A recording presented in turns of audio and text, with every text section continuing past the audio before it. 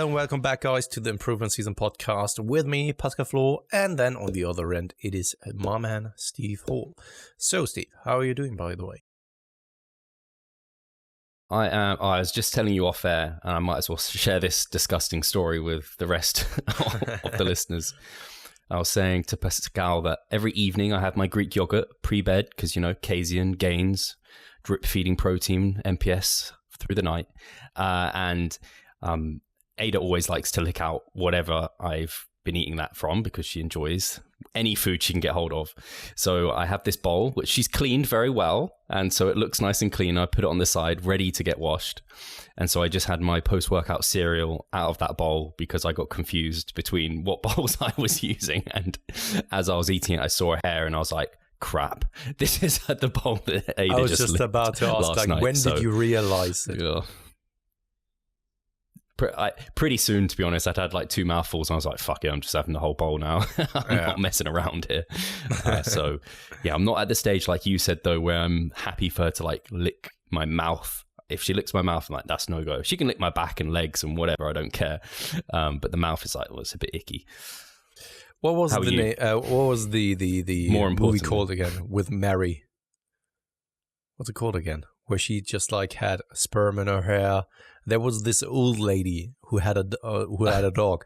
She was just like kissing the dog the entire time, and it was disgusting. Do you remember? I can't remember what it is. I vaguely remember some movie with a scene like that. What's it called again? I have to Google it now. Because it had a different title when dog scenes when it was out in Germany, and I was super young when that came out. There's something about Mary. It's called. Do you know that one? Oh yes, right. I have seen it. Yeah, and there's this old lady. I have no idea what she's called, but that was like, this is what it reminds me about.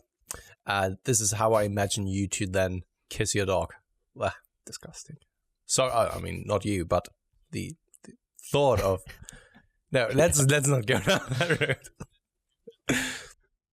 road. But apart from that, I can't really complain. I'm feeling better today. I was feeling actually really weird. I know we talked about pillows last week. Yeah. And you said you bought an orthopedic pillow, which I would like to hear how you got on. I also bought one and it seemed awesome, but I was like, well, I've had really poor sleep the last 4 nights. The only thing I've changed is this goddamn pillow. So then last night in the middle of the night, I just switched and I was like, man, I'm just sleeping way better. I don't know what it was. I don't know if it is the pillow. I might just be correlation and causation getting it wrong. But like, I like the pillow, but actually it just wasn't working for me for some reason. So I'm going to try it again in future. But yeah, the pillow, the orthopedic pillow, you didn't pick the right one, because I know that you need to pick the ones for when you're side sleeper, when you're sleeping on the stomach, this different heights, so that the spine is in a straight alignment with your neck, so that you're not just sleeping like this, right, with your head tilted. I think I was too quick to just buy the one on Amazon that had the most reviews. That was like 30 quid or something. Yeah. I think because I'm a side sleeper, and I think this might be a person who sleeps on their back type of one, because when I'm lying on my back in bed and on it, I'm like, oh, this is nice and comfy, and I go to my side, I'm like, it's a bit high. Yeah, I had to order 2 actually, because the first one was also a little bit too high. Then the second one arrived and I was just like, holy shit, yes, that's it. I mean, sleep is I don't feel so bad. I don't really feel. So I read through the comments, and there were so many people, and I told you about it last week already. There have been so many people commenting like, holy shit, first night, and I'm feeling amazing now, right? After the first night. And I was just like, okay, let's see how it is for me. And to be honest, I can't really tell that much of a difference. Funny enough, though, that the first night I've woken up, stood in front of the mirror, and then I had that snap in my back, which sometimes is happening, that contraction of my back musculature, like a spasm. And ever since then, my right side of my back hurts like a motherfucker. It was actually for 2 days, I couldn't really bend down and pick up Tony or so, because it was so painful, so painful. So here's me. If I were that dogmatic, I could actually go to the comment section, review, or give it a 1-star review and say like, holy shit, destroyed my back in the first night. Don't buy this pillow. But yeah. Yeah, I don't know if it's the pillow or I just put it down to me overreaching this week. So I've been feeling like, I don't know, sleep just always takes a hit when I'm in my overreaching week, the week before deload, and I'm just tired all the time and kind of heightened. Like my heart rate always feels like it's like my HRV, I guess, is more consistent and higher. My heart rate is higher generally. And then the deload kind of settles that and I can kind of calm down and I can kind of get in that rest and digest state. So yeah, sleeping is always a bit troublesome in this week. So I want to say it's not the pillow so that I can use it again and it will be fine. But now I probably nocebo myself into whenever I have that pillow, I'm going to have a poor night's sleep. Goddamn pillows. How are you otherwise? Because I know people want an update because you spoke quite a lot last week about what was going on your end. Yeah, better than last week, but this is more so looking back in hindsight. Because now looking back, I first now realize how fucking awful I felt. Sorry for the language, but that is really it. Looking back last week, and sometimes you fall into that level of sickness where you don't you know that you feel that you don't feel good, but you don't realize how bad it is that you actually feel. And last week was awful, terrible. And this is only how that I'm realizing it now, how awful I actually felt. I couldn't even concentrate on anything, right? I even had, and this is my own fault to be honest, I even had like a consultation with someone, and I would say that I did a normal job. I think that person couldn't tell, but me now looking back, I'm just like, holy shit, how was I even able to focus and concentrate on that? It just required so much work and effort in me getting getting that job done. And so feeling much better in that sense, but still, I don't know what it is. I went through now. The good thing is, due to the medical sector in Germany also being a public sector and not a private sector, you normally have to wait a long time to get some appointments, some testings, etc., etc. So that's an unfortunate thing, but I'm happy that there is a public sector and that not everything is privatized, because that would mean that everything would be super expensive, such as we see for the majority of cases in the US. But with that being said, luckily my mom-in-law, she's a doctor and she's my practitioner. And because of that, I had the privilege of actually getting some testing done very quickly. So got an MRI scan in the same week, came back negatively. Then my lungs started to burn. In a positive sense. In a positive sense, yeah. Sorry. So nothing has been... This is remind me of like Trump saying his test came back negative, but positive. Yeah. Yeah. Sorry. So nothing has been found. Like negatively found. Right, they still found a brain though. So with that, then we moved on to the next thing. My lungs started to actually flare up, which was very weird. I was on the way to a dentist appointment, was on my bicycle, and I wasn't riding very quickly, and my lungs started to burn very, very heavily, which is super odd. So what we've done is an antibody test on COVID and also a COVID test. But when it comes to burning lung sensation, most of the time this first takes place 7 to 10 days after the infection of the COVID virus. So we've done then, once again, also on top of it all, an antibody test just to see whether there are some antibodies already. Nothing came back. So both of these things negative as well. So no positivity on the COVID virus. Then we've done, though, some x-ray on my lungs. Nothing there yet again, with a small thing, and we will get checked out as well here the next week, where I'm doing a CT then on top of the x-ray for my lungs. What else do we have? Yeah, we've done some more blood testing as well. Everything came back normally there. Also, on that note, my testosterone levels both came back in a normal range. The last time I got my testosterone levels checked was last year, I think, in the summertime, when my normal testosterone levels were in normal physiological range, but my free testosterone was sub-physiological range, which is kind of, I mean, the guys who have listened to this podcast know that I was dealing with secondary hypogonadism in the past, and now that even though that I'm feeling shitty, my testosterone levels come back in both with free testosterone and normal testosterone in the normal physiological ranges is very, very good, because I'm not getting any kind of younger, and having better testosterone levels now than 3 years ago is very much a positive note. But that all being said, right? Nothing. We haven't found anything as of yet. I still am then having a test and also appointment at the neurologist. This will first take place in the beginning of March. Then I also have a prescription for physiotherapy for my neck, just in case there is some kind of tightness going on that then also impairs the blood flow into the back part of my brain. And thus then my eyesight is impacted. This is something that we get checked out as well.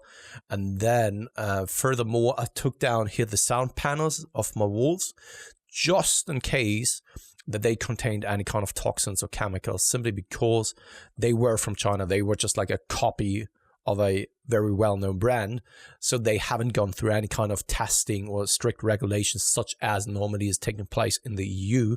So I took them down just to be on the safe side, ordered some new sound panels here out of the EU with some certifications and licenses, and just to be on the safe side once again. Also, once again, as you can see, changed places here. My working space is now on the other side of the room so that I get some daylight into my eyes.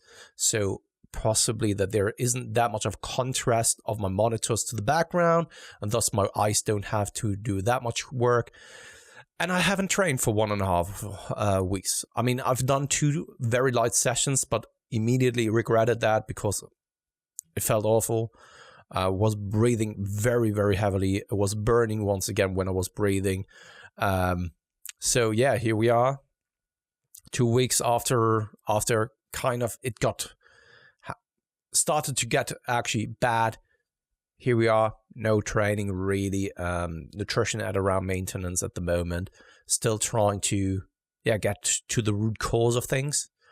On a positive note, some things have come back positively, because I was very, very worried about the MRI, especially for the brain, because I was just like worried that something is going on there. And it's so weird because I do remember the time when I was single and just by myself. I was very risk adverse.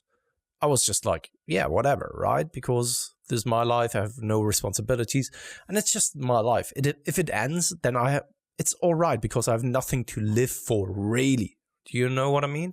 Now I have my entire life revolves around my family.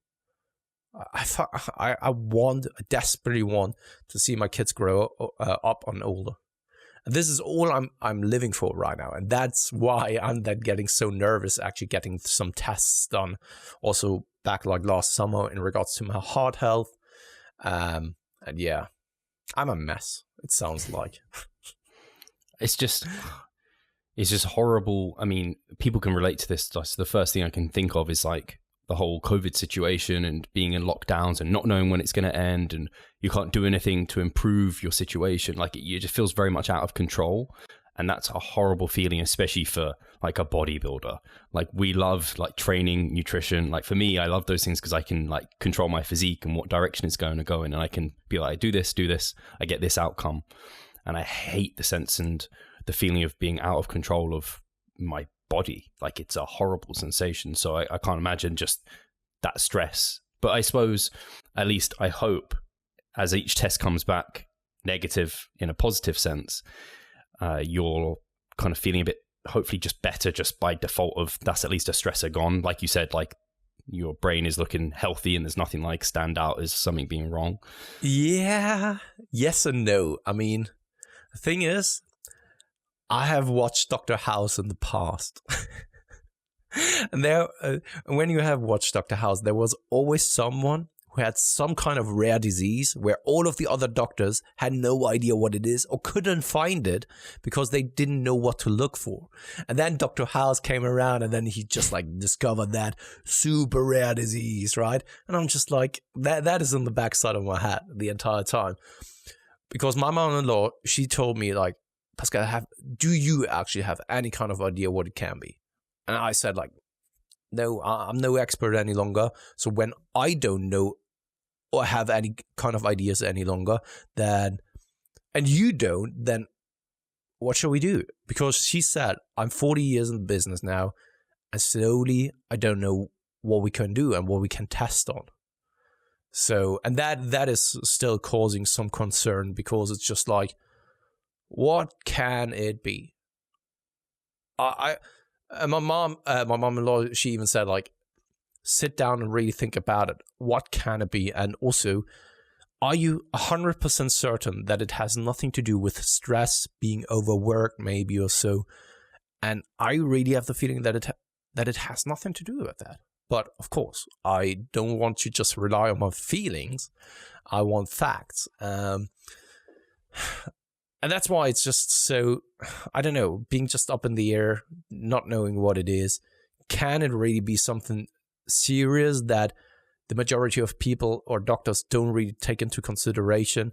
We are right now not looking for that. And everyone is just saying, like, yo, everything is actually fine, when in reality there may be something. I have no idea. I'm really not an expert in that field. Otherwise I wouldn't do the podcast probably. And that is just in the back of my mind, because I know that something is off.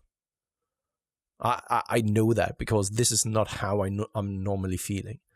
And that's then so hard to accept that you're not finding something.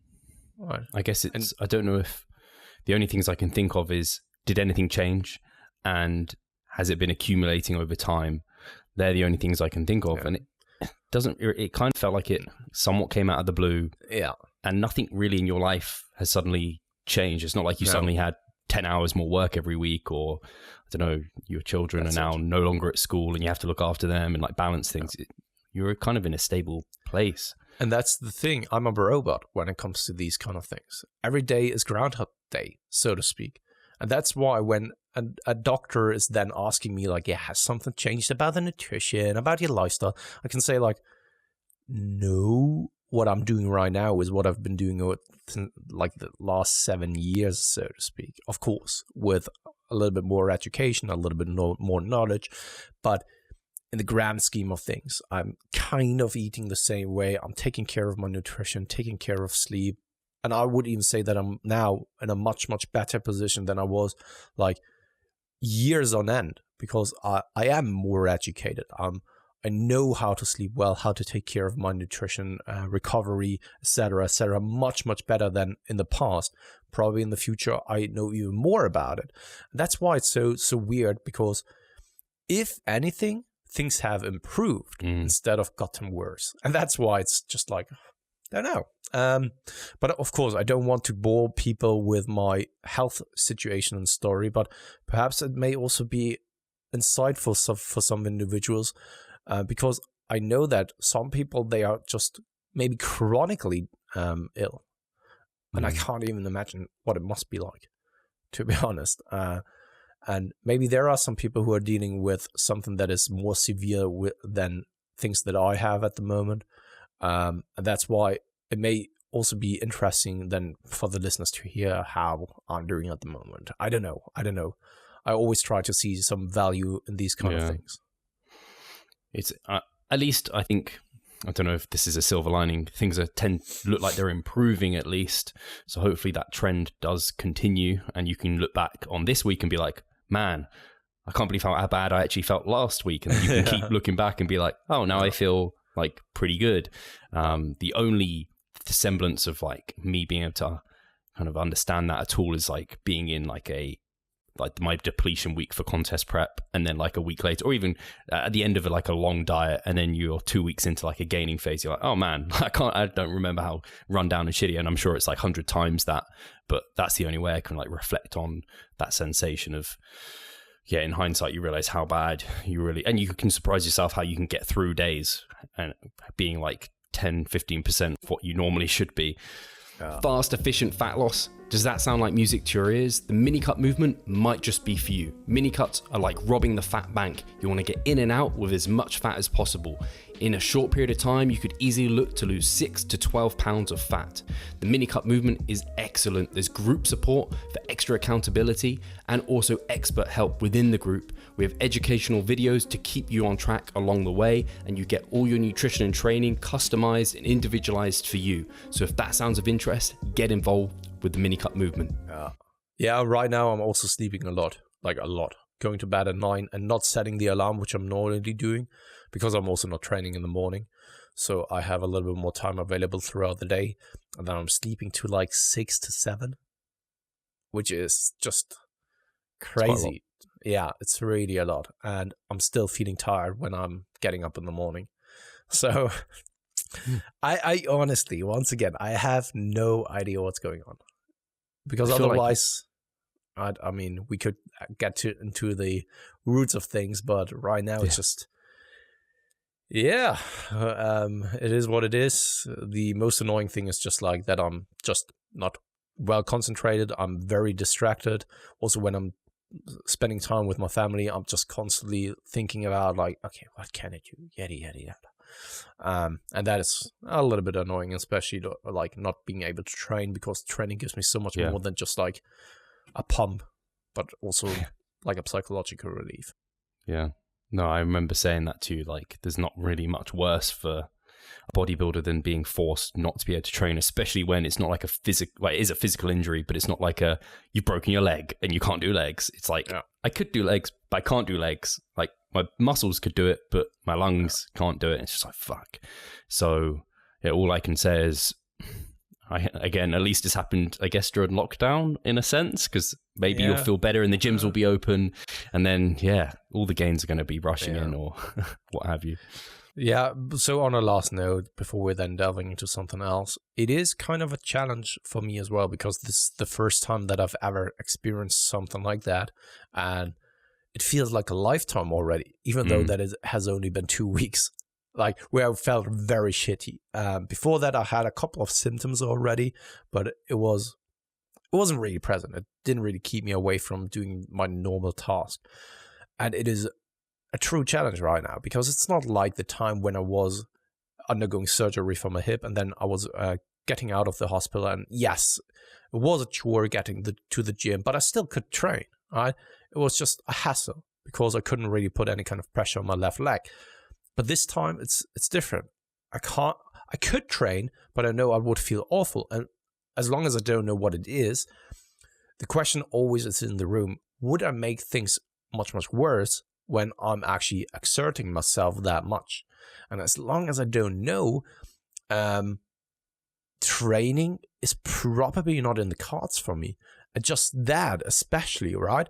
I have all of the equipment here. I could actually go in there and train and just like push through it, just because I'm stubborn. And that is also a massive mental challenge of accepting that it may be better just to wait a little bit longer, even though that the food is right in front of you, so to speak.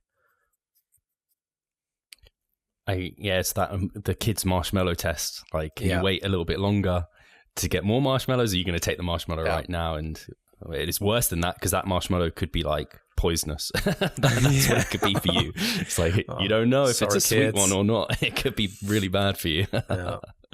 I just hope we talk next week and people ask, are you better? And you're feeling better again, and we can continue on that trend. And maybe it will be one of the, I'm sure people are listening and they're like, I've had something, like, maybe it's not exactly this, but they've had something, and it's like, I then got a doctor's appointment in a month, and then I was saying this to you, and it's like, it's so much time that time just ends up healing it. It's just like, it disappeared. I don't know why. So odd. And I'm sorry, guys, because it's not really training related, but I mean, the entire Revived Stage improvement season is, of course, about our journey. And this is, unfortunately, a part of the journey then, which needs to then be talked about. And I think that if we continue the improvement season podcast for like the next 20, 30 years then, and we're getting older, then it's like, oh yeah, that I broke my hip here, and oh, my lower back is hurting again. I'm in my just BFR all the time. That's all I'm training. Man, I only on a small related note, I keep seeing it only just cottoned to me that I keep seeing people I follow in America and Australia, and they're all in the flipping gyms, and I'm just like, damn, this is really starting to I really want to get into a gym now. But I heard that it's actually going quite well in UK in regards to the progress of the vaccination, which is very cool because here in Germany it's a complete mess so far. So that's good news, isn't it? And I mean, yeah, I mean, and in particularly the US, I don't imagine it's a bit messy over there as well.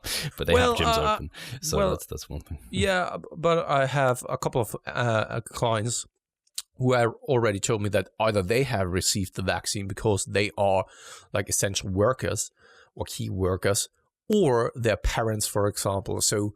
And I don't know anyone who has yet received their vaccine. And my mom-in-law, once again, she's a key worker, and she's also above 60. So she would be probably highest priority of them all. Wow. Yeah, I mean, my my longest serving client, he literally is in the flat across the way right now, and he is going to be a key worker from like in a week. He had his vaccine yesterday, and he's up like 2 years younger than us, or like 4 years younger than us, something like that. So yeah, it's definitely getting around here quickly, which is good. Yeah. I would just love to say to the politicians, just want to say to the politicians, get your shit together. I want to go back to the gym. Fucking hell, vaccinate all of people. Pretty much. So yeah, let's go right. Get into the questions. Do we? Okay, you're doing the questions. What am I saying? Yeah. So let's start with the supporter questions over on Facebook then, and then head over to, once again, the member side. So first and foremost, he is back. I don't know what has happened. He was gone for a very long time. Here is our man. He's back from the dead. It is Andrew Potterchak, supporter. Have you ever lost appetite from doing too much volume in a mass, then gone into a low volume phase, i.e. maintenance, and it's suddenly come back? It's just happened to me, and I feel it may be inflammation related and less stress on the body. So this is interesting because I definitely think I actually have gone into a maintenance period, and then my appetite feels like it's coming back up. But I don't know if that's training related or just related to the fact that I've gone down to maintenance calories and now I don't feel stuffed every day. So like after a few days of eating at maintenance, it's suddenly your appetite feels greater because you haven't just been stuffing yourself day after day after day. So I do think there could be something to stress, because as we know, a sign of overreaching is quite often, for a lot of people, it's the opposite. But for like the majority of people, I think its appetite tends to drop when you're stressed. I think sometimes their appetite increases when they're stressed, but especially kind of chronic stress tends to decrease people's appetite. And again, that tends to be a symptom of overreaching. So if you are like chronically overreached because you've been doing high volume for like, 4 to 6 months or something, then I can see how your appetite might be in a poor place. So it may be a combination of chronic kind of that stress from high volume training, and also accompanied by the fact you've been stuffing your face for so long, and then just a few days of eating less, it makes it feel like you could eat a bunch more. So that would be my thoughts, at least. And I have had it during a maintenance period where my appetite picks back up, which is quite nice actually, because maybe you want to go back into a mass after it. No, absolutely. Brought up some good points. That it can be that you've just come down for a slight second, gave your body the break of stuffing your face all the time, and then on the other end, it's just like you've trained super hard. Maybe it was also stress related, but maybe it was a combination of the two then. But other than that, I have nothing more to add, because I think that you've covered it quite nicely. Cool. Then let's move over to another Andrew. This time, he's not black, he's not yellow, he is Andrew White, supporter. What does a full day of eating look like for you guys right now? And then secondly, any quick thoughts on greens powders for helping with macros? So my days look so similar. So my breakfast is, well, actually, I don't know why I do this, but I've got into this habit where first thing in the morning, I like to actually just get to work. So I don't like to have to think about food and like eating stuff. I don't know why. I just like having a free stomach and just being able to get to work. So I normally am up working from 7 and I just have a Monster, which I've got into a habit of just having a Monster in the morning. If it's not a Monster, it might be first thing in the morning. It's like replaced my coffee. So I know Jess will be able to fill me on that.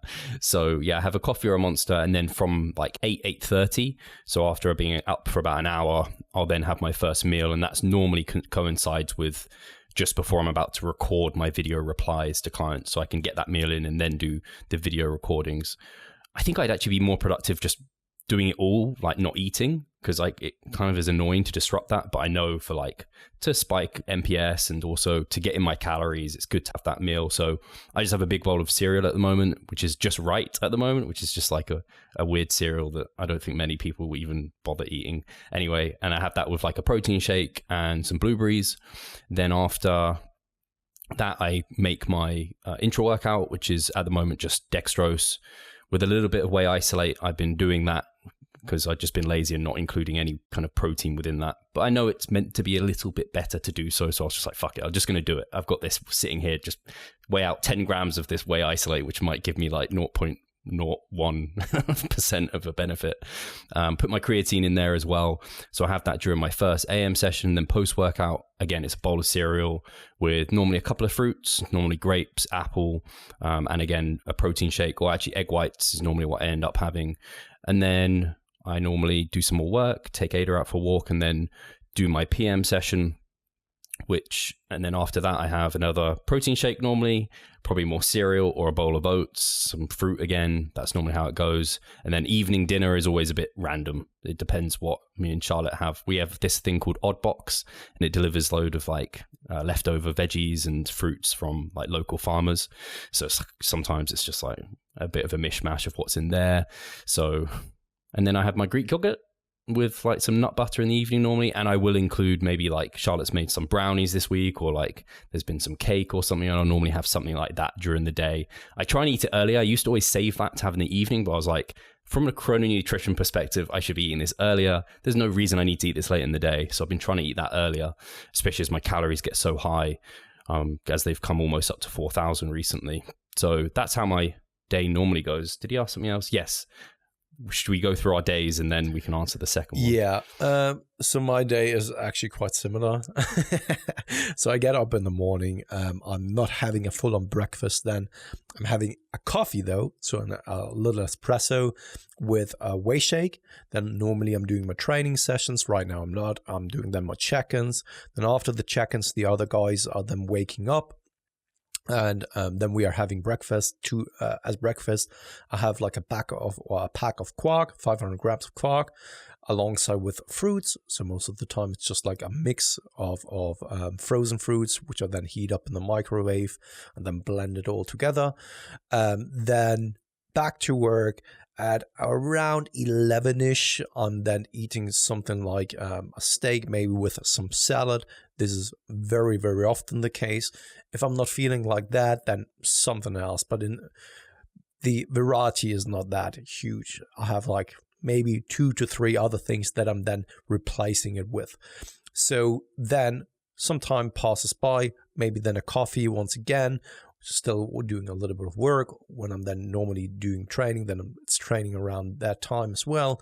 And then somewhere around 2, I'm having another meal. Right now, I'm in a maintenance phase. So this is how it looks like then, that I'm then doing something like more of a snack, something like that is a little bit more palatable, because I'm already somewhat stuffed from the lunch. And having another thing then is most of the time more of force feeding to get in my calories for the day. Then it could look like this, that it's more like cereals or so during that time. And then evening time comes around, and right now I also need to make something that is more palatable and not that high in volume. And right now what it is that I'm then doing is like I'm doing something like oats also, because for me personally, I know that some people are reporting that it makes them, or it fills them out big time, which is not really the case for me. I'm feeling well satiated after a bowl of cereals, but it needs to be something like 100 grams or so. And this is what I'm having for evening time. But when you really think about it from a volume perspective, 100 grams of oats with, so I'm blending that, or I'm mixing that one with 250 grams of quark at the moment, but alongside with water, then I leave it there, prepare that in the midst of the day so that it can sit a little bit, harden up so that the texture is quite nice then to eat afterwards. And then in total, it may be a bowl of like 400 grams or so, which is, if you really think about it, a pack of quark has 500 and it's that size, right? So super easy. It sounds then to super filling to me. No, it isn't. I'm not even joking. It sounds so filling. I'm just like, it may be me, Massey. I'm just like, man, if I made that, I just feel like I can't eat this. No, it isn't. And that's basically what I'm eating at the moment. So, but mate, you have also 1,300 calories more to play with than me.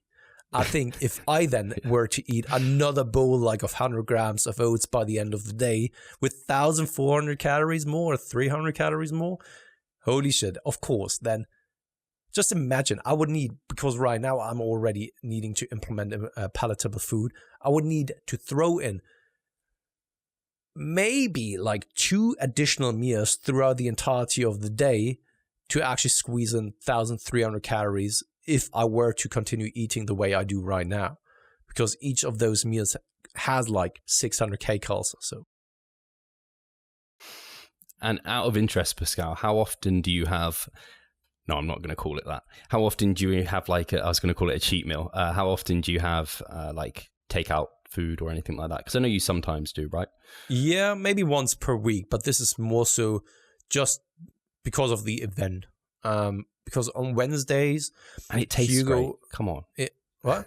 It tastes great as well. Yeah, I'm not the biggest fan though. When there's takeaway, then it's only a doner kebab, so a kebab, or sushi, and even the sushi is like, I'm very. The thing is that sushi is super expensive, and I don't think that the sushi, at least we are ordering, and we are living a little bit outside of Berlin, so the restaurants that are delivering, it's only a handful, and they aren't the greatest. And that's why when you're then ordering sushi and you order a sushi for like 40 to 50 euros, it's always like, that hurts, because it's actually quite a decent amount of money. And for that, what you're getting is not the greatest. And that's why it's like, but it's more due to the event, because Wednesdays, Katie and I, we have kind of a date night because Hugo sleeping at his grandma's place. And that's why it's kind of date night where we're then watching some kind of trash TV. Like yesterday we watched the first episode of The Bachelor, and man, it's always so trashy and it's so fun doing that together. And then alongside with that, we have something like takeaway. But yeah, kind of once per week. Yeah, it's What always about yourself? interesting. Yeah, we normally 1 to 2. Normally we'd go, like, it's nice going out for a meal, and that would be an event. So it'd be like, maybe we'd have 1 meal out normally on the weekend, and maybe a takeaway if we're feeling super lazy. But I can't lie, especially with the amount of food I'm on, it's a big relief to have like a takeaway and not have to cook, and especially when I'm busy. And I do enjoy a Domino's, so I'm not gonna lie. I enjoy having those. It's just crazy to me when I've just been listening to, I told you, some of these like bigger podcasts that are very much more in the enhanced scene. And it's just crazy to me how many of those guys, like, don't know, they like program in cheat meals, and it's just so how many of them have like such a seemingly unhealthy relationship with food or understanding of it, and how you don't have to have a cheat meal to include some of these things now and then. They can be part of a wholesome, good diet. And it's just the dichotomy of like, only use them when we have to, but I normally program in maybe 1 to 3 per week. And it's like, I'm so confused, like saying the opposite here. I think it's nice for the listeners to hear that you can also include those things. On that note though, where we are at, I think it took us a long way to where we are at right now in regards to our relationship with food. Because I know that both you and I, we have been through a very dogmatic phase as well, and where we've been super strict, super, I wouldn't call it discipline, I would rather say dogmatic actually, which was taking away quality of our life instead of giving us more quality. And through education and knowledge, we have gotten to the point where we are then right now just like, takeaway, easy, right? Or a day of. So when I look back 5 years, and I'm this is just a random number, 5 years, I was so much more extreme when it comes to that. I wouldn't allow for anything else, right? I needed to weigh things. And right now it's just like, it's so funny because Katie's brother, it's the typical thing of someone who has no idea about lifting, but knows someone, and then he gives you shit for it, of like always a comment when I'm there and there's cake or so, right? And then he's asking like, Pascal, does it fit into your meal schedule? And I'm just like, yeah, I always make room for that, right? But he has a point, because a couple of years back, probably I would have said no, right? And now it's just, I can make everything fit. And I have the feeling, and this is something that I talked about a couple of times already, that my relationship with food has changed completely to so much the better. But I was also coming from quite the extreme opposite, where I was actually, you could say that this was a truly unhealthy relationship with food. And the way I looked at food, the way I ate, etc., etc. And now I can just like, I can have palatable food, and I can even stop myself and portion that. And if I want to have a small piece, I can have a small piece, which I was never able to do in the past. Never. Hey, Pascal here. I just quickly wanted to remind you of our online coaching service. At Revive Stronger, we put a huge emphasis on the personal aspect of our coaching. And if you want to take your physique and knowledge to the next level, hit the link in the description below. Yeah. No, you're completely right. It's I remember coming from like it was, I forgot what the orthorexia is called. I would say I was orthorexic at a time where it was like my food or no food, good, and there was good and bad foods. I remember going to like my cousins and taking Tupperware, and how like I think back and I'm like, I was so rude. Like they had made food for us, and I'm like, no, I'm not eating. I'm going to eat my Tupperware in the corner because this is what it takes. It's like, that's not what it takes. Like you don't have to do that. It's not any better. And in fact, I was going to quit bodybuilding because I was like, I don't fucking live like this. And then I found flexible dieting. I was like, oh, this makes sense. Like I don't have to be that dogmatic, and I can understand food more than this is good, this is bad. I can understand food that it contains various nutritional aspects that we need to achieve by the end of the day.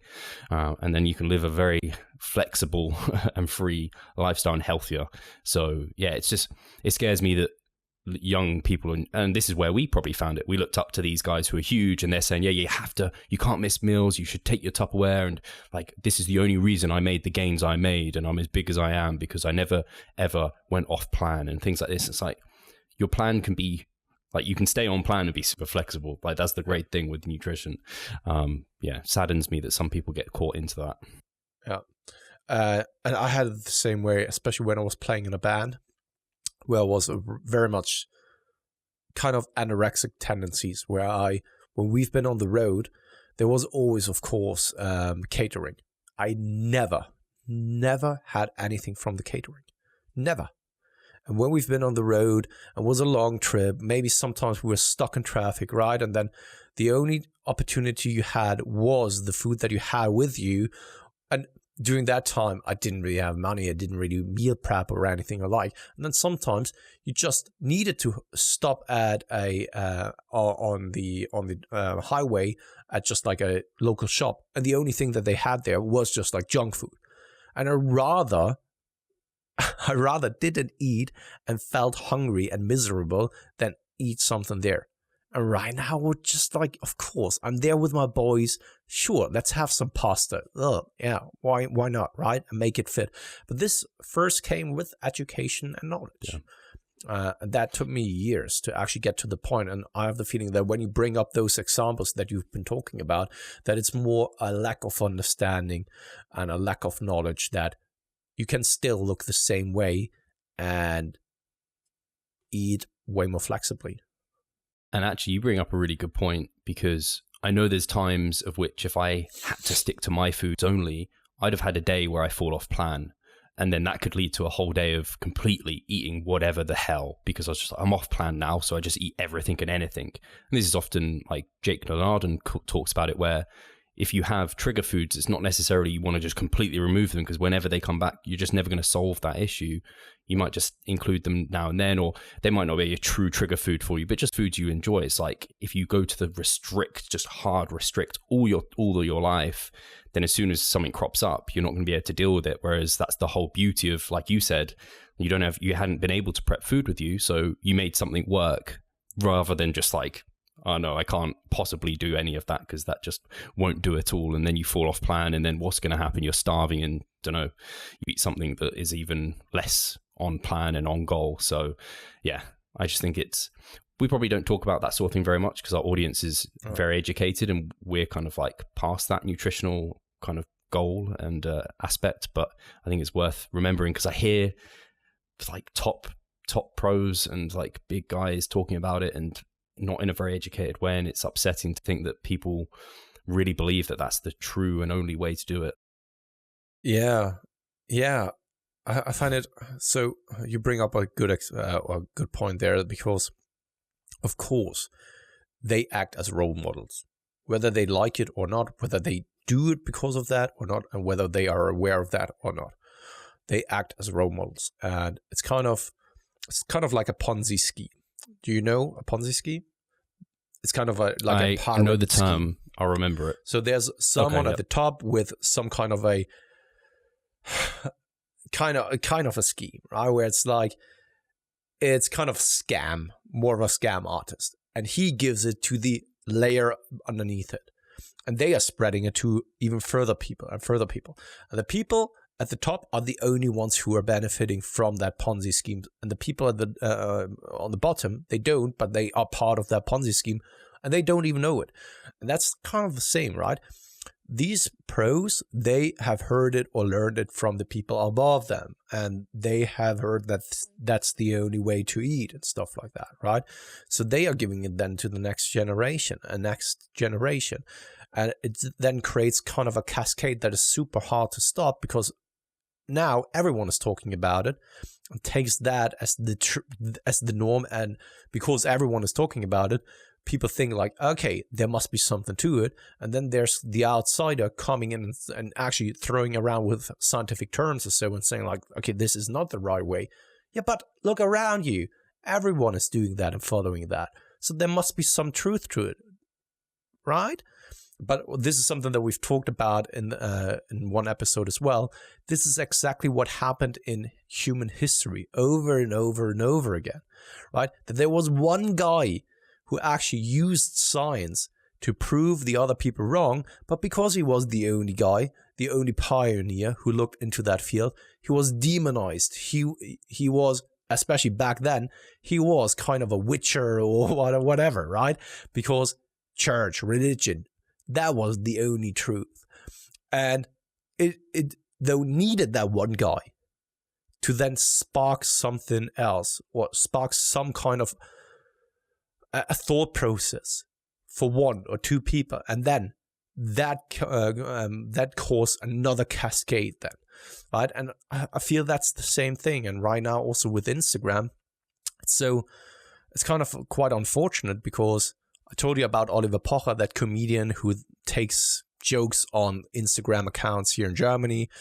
And it seems to be such a normal thing for young females to get cosmetic surgeries, like at a very early age, like 20 or so. So artificial lips, artificial nose, some breast implants at the age of 20. When I remember back, when I was 20, I had no clue about life whatsoever. And if I had made such important decisions in my life, I would massively regret that now, right? And I think that the people who are at the top need to realize that they have kind of a responsibility, whether they are aware of that or not, whether they like it or not, they have a responsibility. And based off of that, you need to step up and need to concern yourself more about the things that you're preaching and that you're saying. Yeah, I think it's funny because we certainly have nothing against eating like a quote unquote bro, and that should probably be the foundation of your diet. Like you even posted the other day, like your steak and broccoli, like #bro, because the bros did a lot right. But you can improve that, just like we are throughout life, where we're doing things right. But like the wheel, we're improving, or not the wheel. Well, I guess we have improved the wheel from being like wooden to metal to like alloy, whatever. It's getting more and more efficient and better. So we can take these foundational concepts that are obviously working, but let's tweak them, make them better and better with modernization, with people getting more intelligent, with science, and Brad Schoenfeld doing his magic out there, so we can get further and further along. But yeah, people fall into these dogmatic camps, and especially those right at the top who they've done these things, it's worked for them, they are the best of the best, and they believe this is how you have to do it. But oftentimes, as we all know, we're very individual, and especially these genetic outliers at the end of the bell curve, they're all the way over here, you're in here. So always take maybe a little bit of a, like I always appreciate people like Terence Ruffins or something, where he obviously is looking at the science and taking that into consideration with a lot of what he's doing and realizing he is over here, but he can improve himself even over there. So yeah, it's a tricky discussion that you could probably have a whole podcast on, and we've already talked about it for a long time. Yeah. One more thing though, because you brought up another point, it's kind of the mentality about never change a winning team. And I have a real problem with that statement, or don't change something that works, or whatever. Yeah. What's the saying again? If it ain't broke, don't fix it. Yeah, exactly. Which is so wrong in it for itself, simply because humans have always been driven by moving forward. And only because something works doesn't mean by a long shot that it's the best approach or that it can't be improved. And that's why when people are saying like, yeah, but look at the 70s golden era, right? They trained that way. Yeah, and we are now 40 years in the trenches of like scientific research and all that kind of stuff. And I would very much assume that we know now way more about bodybuilding than back in the 70s. Right? And this will continue to happen, especially with further development of technology and also just understanding of human physiology. We will get a better understanding of like how we can improve on bodybuilding and get the most hypertrophy when it comes to training and nutrition, etc., right? And maybe there will even be some further development that is then kind of, I don't know, going with the developments of technology, of something like, I don't know, gene manipulation, which right now is an entirely different discussion, but this will probably in the future be just the norm, right? And that's why when someone is saying this, I'm always like kind of stunned by, and sorry to say that because I've used that saying myself in the past, but I realize now looking back in hindsight how stupid it is to say something like that.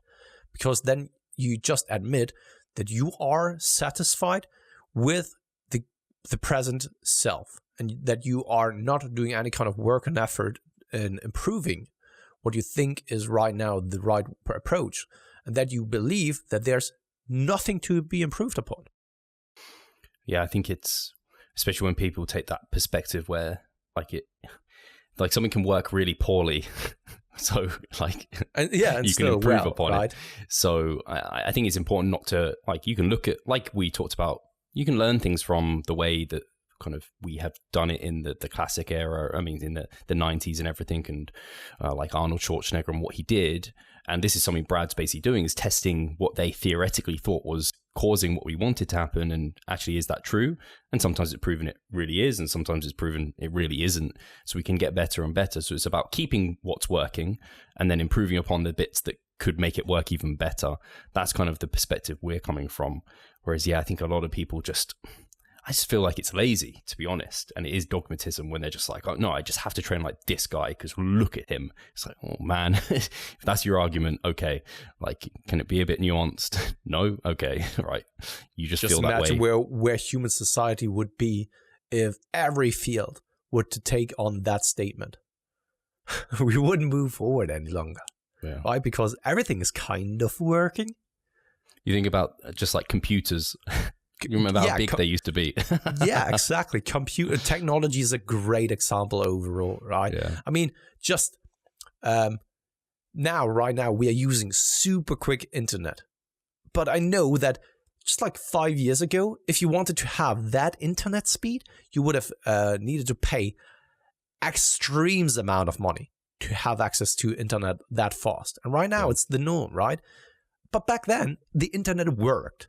And if we just had that mentality of like, why should we fix it? It's all right, isn't it? Right? I mean, we would just stop as human society. The entire society wouldn't move forward any longer. Very true. All right. Should we get to the second half? Yeah. Go ahead. This is probably a quick one. So this was thoughts on green powders. So I don't have a huge number of thoughts because they aren't something I've massively researched. My initial baseline thoughts are I don't feel like someone should ever rely on greens powders. I much prefer someone to eat their fruit and veg for all of that, what it's going to provide you, phytochemicals, micronutrients, which maybe include some of those in the green powders, but I prefer someone to get it from the diet for the fiber and just all the good things that that's going to include. And we can be very sure that if you're eating those whole sources, that they contain everything that you need and you're going to be healthful. I think it's kind of lazy to just jump for a green powder and hope that that supplement is going to kind of do what you need it to do. Like we always talk about, supplements are like the top of the pyramid and food composition is more important than that. So I don't think you should ever reach for it just because, out of laziness, or even if you don't like fruit, vegetables, like smoothies are great, soups are great, put butter on your veggies, it makes them much more tasty and palatable. You can do that sort of thing. Salt even makes veggies a lot more palatable. Find ones that you like and enjoy. So I come from that perspective. And then in terms of actually the efficacy of green powders, I think there's probably some that are all right, and I think there's probably some that are just pretty much garbage.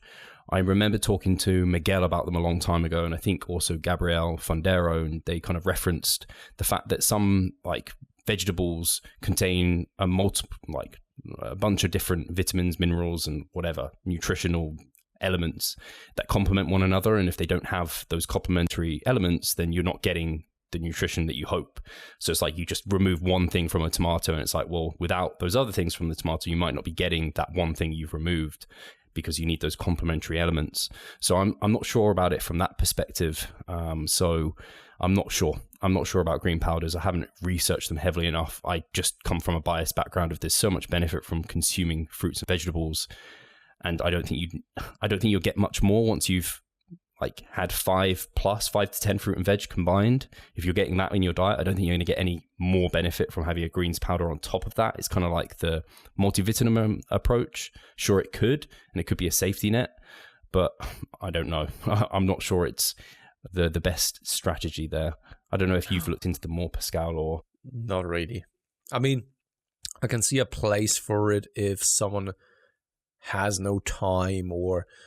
I mean, if you're consuming 4,000 calories and you have really no time in consuming then your vegetables, or you're just constantly stuffed all the time, then maybe making them in the mixer or blender and to make it into a shake or so, maybe a viable option.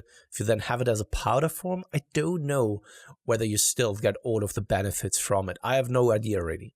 This is me being absolutely honest about it.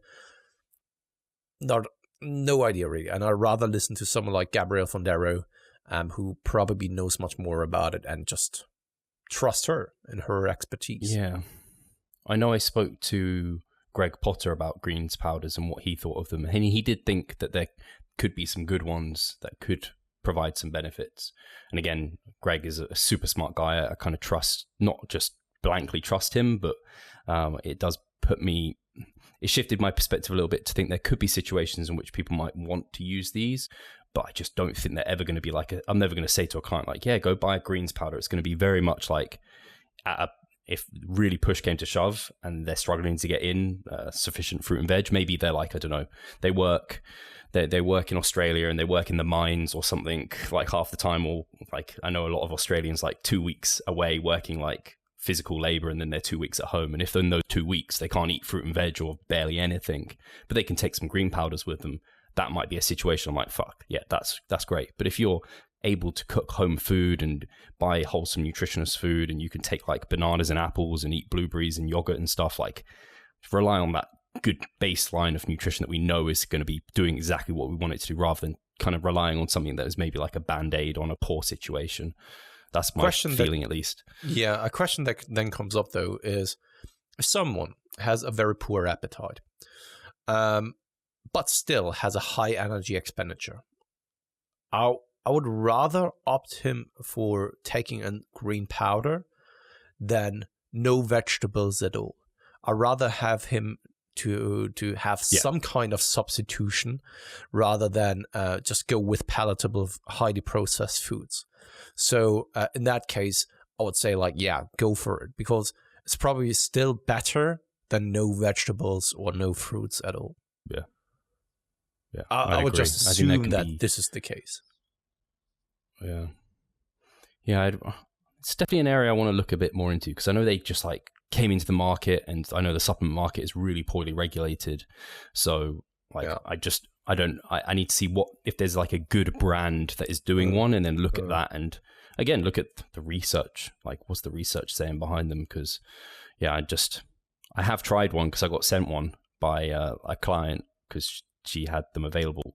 It tasted really bad. That's what I can say. I didn't use it.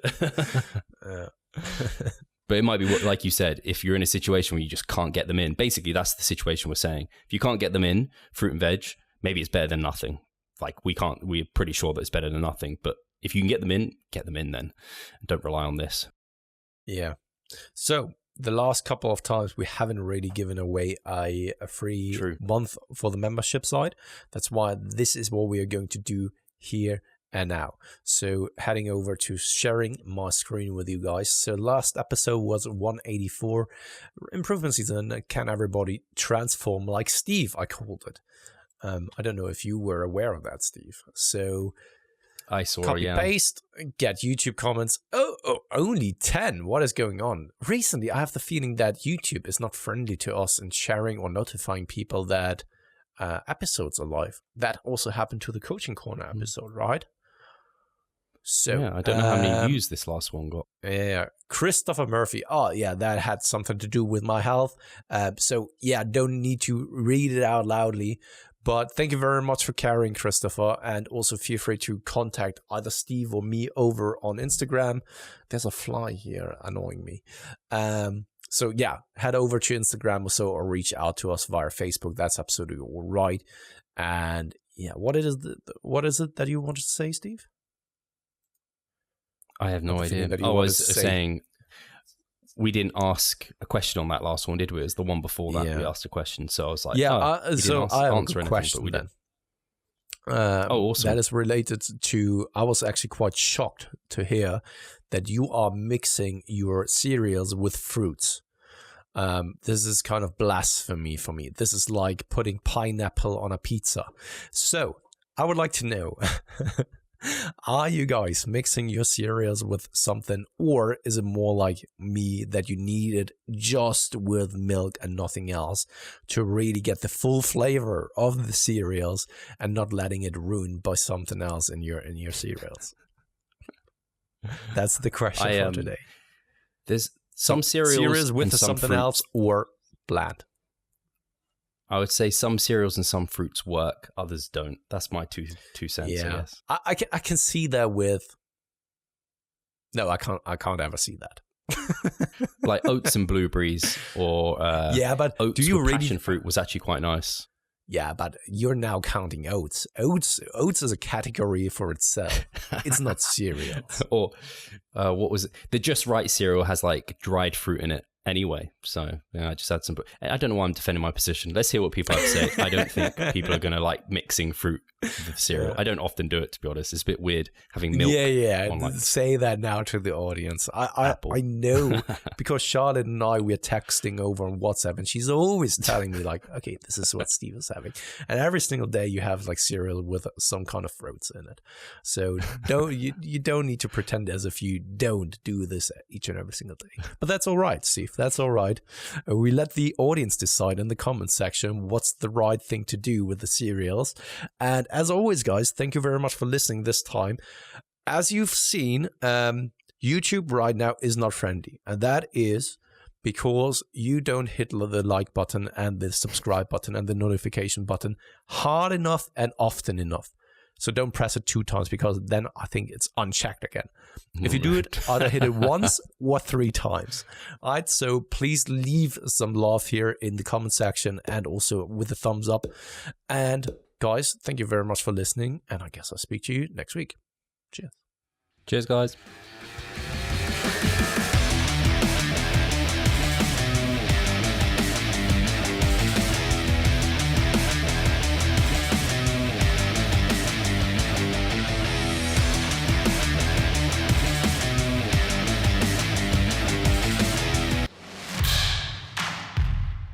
So I'm Steve Hall, founder of Revive Stronger and a coach of Revive Stronger. My name is Pascal Flor. I'm the co-owner of Revive Stronger and also a coach, of course. Revive Stronger has probably been going solidly for 3 years, roughly about 3 years. Revive Stronger, to me, it is becoming kind of my child, my foster child. It's the gathering and getting together of like-minded people. We've been expanding the coaching team, which is helping us help more people, but each coach can only help a certain number of people. Right now, it's all over the place. We have YouTube, we have Facebook, we have Instagram, but there isn't that community aspect behind that. And so the next step for us is developing a membership site. So basically, we want to create a family and a community that is then benefiting from another. A really cool community for people within our little niche is going to be a website. They will get early access to our podcast. You can access us, ask us questions. The community aspect, we have a forum there. You can ask questions, but also you can log your journey. There's also going to be courses on there. Courses, presentations on different topics. Discount of past seminar footage. We will log our journey as well. We'll start vlogging. We're going to have documentaries. Our entire athletic journey. Furthermore, they get access to an exercise video library. The exercises that we love for hypertrophy and maximizing hypertrophy, we're going to go through those in depth, telling you how to execute them. We kept them concise and also mobile friendly so that you can watch them in between your sets. I'm super excited to grow this community. The amount of value that we're going to be delivering is huge. And I'd love you to be part of it. You will get so much out of that. I'll see you inside.